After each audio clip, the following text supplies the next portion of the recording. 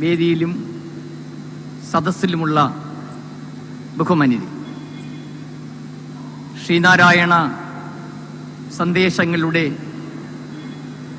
അലയൊലികൾ വിമലീകരിക്കുന്ന ശിവഗിരി പീതകാന്തി തൂകി പ്രസന്നയായിരിക്കുന്നു. മനുഷ്യരാശിയുടെ മഹാഗുരു ഇവിടെ സമാധിയിലാണ്. ശുദ്ധ മാനവികതയുടെ മഹാമന്ത്രം ചൊല്ലിത്തന്ന മലയാളിയുടെ മഹാഗുരു.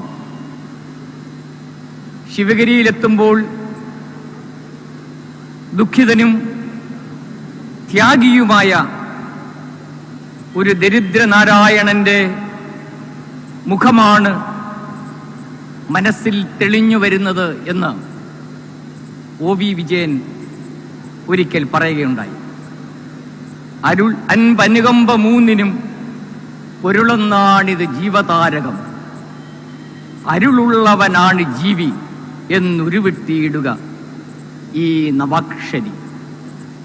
അരുൾ, സ്നേഹം അഥവാ അനുകമ്പ ആരിലാണോ സ്വാഭാവികമായിട്ടുള്ളത് അവരാണ് ജീവിക്കുന്നത്, അവരാണ് യഥാർത്ഥത്തിൽ ജീവിക്കുന്നത്. ശിവഗിരിയുടെ ഗരിമയിൽ കാരുണ്യത്തിൻ്റെ നിറതിങ്കളായി ശ്രീനാരായണ ചൈതന്യം പ്രസരിക്കുന്നു. ഡിസംബർ കഴിഞ്ഞു വരുന്ന ജനുവരിക്ക് ഒരു സൗന്ദര്യമുണ്ട്, സവിശേഷമായ ഒരു സൗന്ദര്യം. ക്രിസ്മസ് കഴിഞ്ഞു വരുന്ന തീർത്ഥാടനത്തിന് യേശുദേവൻ ജനിച്ചത് പുൽക്കൂട്ടിലാണ്, കാലിത്തൊഴുത്തിലാണ്. ശ്രീകൃഷ്ണൻ തടവറയിലും. ഗുരു ജനിച്ചത് ചെമ്പഴന്തിയിലെ ഓലമേഞ്ഞ ചാണകം മെഴുകിയ തറയുള്ള വയൽവാരം വീട്ടിലും. മഹാന്മാരുടെ ജനനത്തിനും ചിന്തകൾക്കും അത്ഭുതകരമായ സാദൃശ്യമുണ്ട്. ഒരു നാടിന്റെ ഭാവി, ഒരു രാഷ്ട്രത്തിന്റെ ഭാവി ആ നാട്ടിലെ യുവാക്കളിൽ നിക്ഷിപ്തരാണ്. അരോഗദൃഢഗാത്രരായ ചെറുപ്പക്കാർ ഉണ്ടാകുമ്പോഴാണ് ഭാവി സുരക്ഷിതമാകുന്നത്.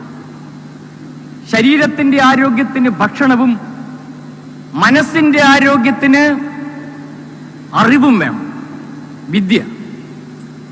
ആ അറിവിലൂടെ, അറിവിന്റെ പ്രബുദ്ധതയിലൂടെ സ്വതന്ത്രരാകാനുള്ള ആഹ്വാനമാണ് ഗുരു നൽകിയത്. പഠിച്ചു വളരുക. കൊണ്ടുപോകില്ല ചോരന്മാർ, കൊടുക്കുന്തോറുമേറിടും, മേന്മ നൽകും മരിച്ചാലും വിദ്യ തന്നെ മഹാധനം. ആ അറിവിന്റെ അഗ്നിതുല്യമായ ശക്തിയെപ്പറ്റി മലയാളിയെ, ലോകരെ ഉദ്ബോധിപ്പിച്ച ഗുരുവാണ്.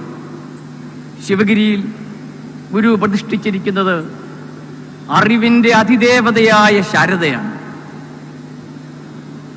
ശിവനെയും സുബ്രഹ്മണ്യനെയും പ്രതിഷ്ഠിച്ച ഗുരു, വിളക്കും കണ്ണാടിയും പ്രതിഷ്ഠിച്ച ഗുരു,